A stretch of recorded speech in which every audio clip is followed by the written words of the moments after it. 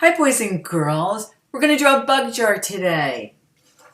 In the summertime, when it's warm, sometimes I like to collect bugs. Not for long, but I get myself a jar, I put a little grass in, and I add a little firefly, maybe an ant or two. But for this time, we're going to draw a picture of it. It's art, so it's imagination. And you really need to catch any bugs. You're just going to create a bug jar. All right, take a look at this. Make your grounds line. Make your animals, your insects that are going to go in there, who's going to be flying around. And the shape of the jar is also really interesting too. And the little holes at the top. So there's quite a few things that go into designing a jar and then adding your bugs inside. Now, before you think of what you want to put in there, you want to draw your jar first. I'm going to do it in Sharpie pen. You can do it in pencil first, and that way you can erase. Okay, so here goes. I'm going to pull this down a little bit so you can see it. This is a music stand, as you can see. I am a singer also. I love to sing. And I'm in my studio, and it works better for me than an easel. So here goes.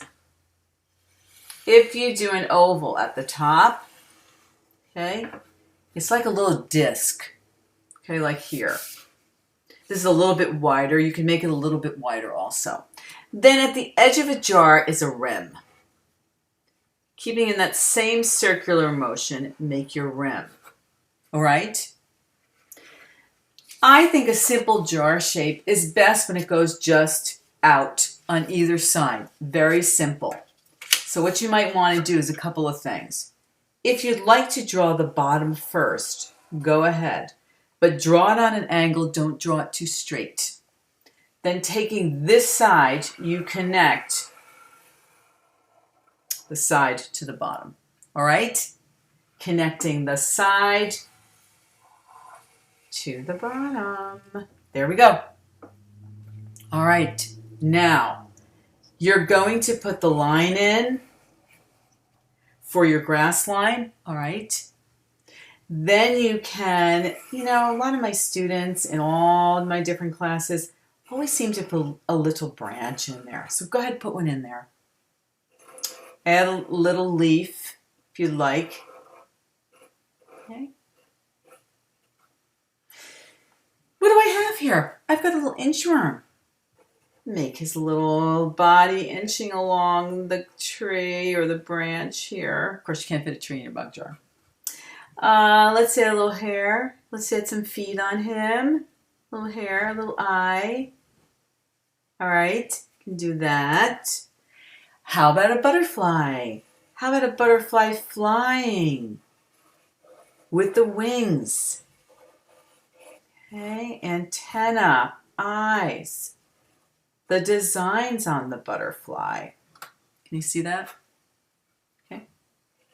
The designs on the butterfly. I made funny little antenna. Have fun with it. Make it fun. You can also add little grass pieces coming up. You can make this as detailed as you would like. And what do you think this is over here on the edge? That would be the light coming in the side of your jar. All right? It's like an illusion you're creating.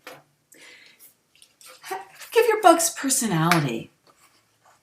Give them little faces, smiling faces. This one is a little dragonfly. Actually, he's pretty big. He's got big antennae and he's got a funny little face. You can add as much fun little faces as you would like. Now, what should you use to color it in? You can, of course, use crayon if that's all you have at home, and that's okay. I like the big jumbo crayons.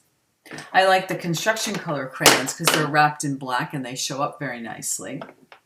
And I also love markers. So you can use a combination of both. Also, if you have colored pencil at home, you can use colored pencil. Colored pencil is really great to use. So maybe I'll get my colored pencil out for today. A little bit of green grass for the colored pencil. Using the colored pencil, coloring it in. Okay. I'm going to pick it up a little bit so you can see it. Sometimes I use the edge. This is really well sharpened.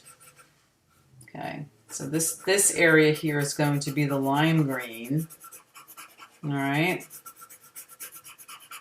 Okay, boys and girls.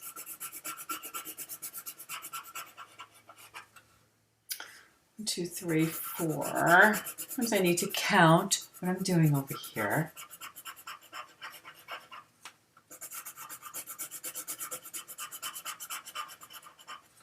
Now it's taken me a little time to use a very thin colored pencil.